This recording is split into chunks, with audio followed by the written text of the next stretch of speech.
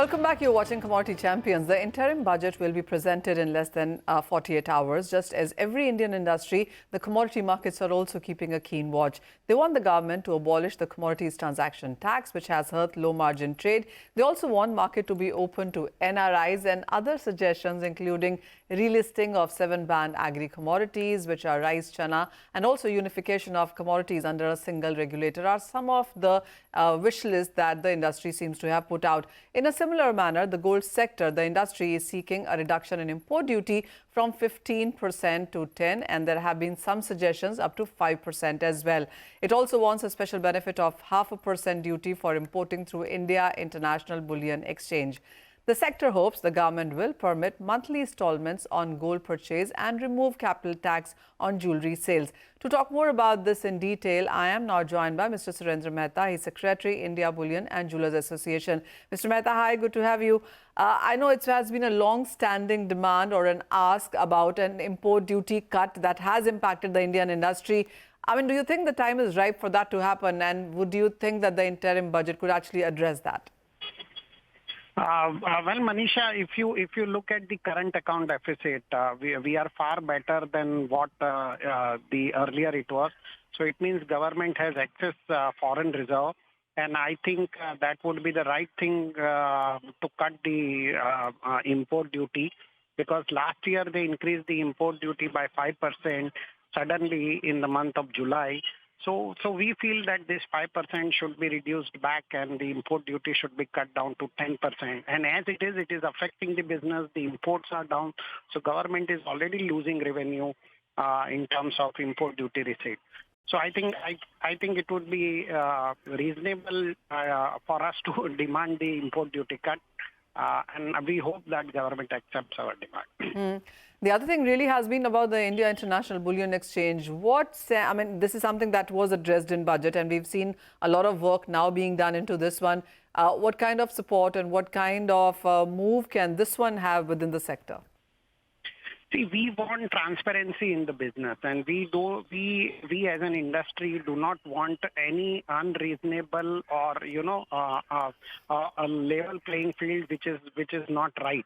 So currently, banks are allowed to import gold, and exchanges are import through exchanges are also permitted. What we are trying to say is that everybody, including banks, should be asked to import gold only through the exchanges, apart from the qualified dwellers.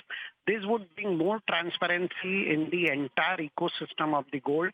And if government really wants to make this IIBX successful, then they should look at duty reduction of 0.5%. This would also ensure that the entire ecosystem of gold is set right, and all the other import through FTA countries and LDC countries, that is least developed countries, are stopped for the success of the IIBX, which is situated in GIFT City, and which is a dream of Prime Minister also. Mr. Mehta, the other thing, and this has been interesting as well, and this comes in for consumers where buying of jewellery via EMI, I mean, there has been, the jewellers have been doing it, and then of course it was taken off, and there are various other schemes that jewellers try to run. But how would an EMI scheme really help? I mean, do you think bringing it back in a more formal way could really do things? See, currently the banks are, Reserve Bank of India does not permit EMI for the purchase of jewellery, and I think that was being done just to ensure that there is not much of import of the gold in the country. But I think this is the right time now. Everybody has a right to invest. The way EMIs are permitted in other commodities or the other products, including the financial product, including the white goods and brown goods, why the EMIs are not permitted for the gold and gold jewelry. I think that's a very, very fair and reasonable demand by the industry. While we have seen the sovereign gold bond as a scheme do quite well, that can't be said for the gold monetization scheme. Do you see government trying to push that yet again? See, as far as sovereign gold bond is concerned, what we are trying to say is that the interest on sovereign gold bond is hardly 2.5%, and government should look at income tax exemption for the sovereign gold bond. Apart from this, we also want that even on the physical gold there should be no capital gain tax. So this would encourage people to monetize the gold. Currently, what happens if I have to lend the gold, or as a jeweler I have to borrow gold, I am not permitted to do that. I have to route it only through the cash or check or the currency.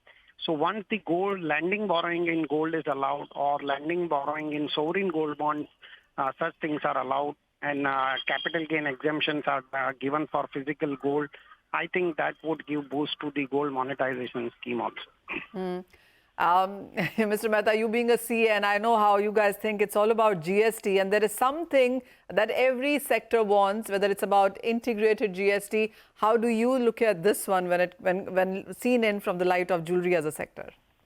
Honestly, Manisha, I'm not very optimistic about, GST being cut on our industry. In fact, the finance minister has always been talking about rationalization of the GST rate, and I wonder whether she would change the 3% GST to 5%, because that would be the rationalization and bringing the rate as 5, 15 and 28%, which is being said all about in all the media channels. All right. Mr. Mehta, our final question, and this one is clearly on the various treaties and agreements that countries do and the way gold is coming into the country. Do you see any movement on that?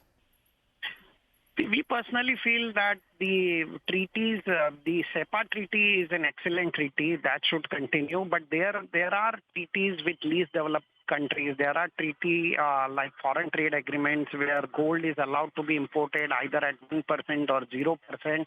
That actually distort the market, because one way under the normal import you pay 15% duty. Under the import from this FTA or LDC, that is least developed country, you pay 0% duty. So somebody makes a lot of money by bringing goods from these countries, and somebody actually loses money because there is no level playing field. So we suggest the government that such FTAs and LDC, as far as gold is concerned, should be immediately stopped. All right. So, well, of course, there are some things that need to be done and some that need to be stopped. But more importantly, something that we hear all the time is the import duty, which should be cut from 15 to 10%. EMIs in jewellery sector, and of course, capital tax gains is another thing. And a lot of push to the kind of financialization schemes that we've seen in gold should also get some support, is the wish list coming in from the sector. Mr. Mehta, thank you so much for joining. And with that, it's a wrap on this edition of Commodity Champions. Thank you so much for watching.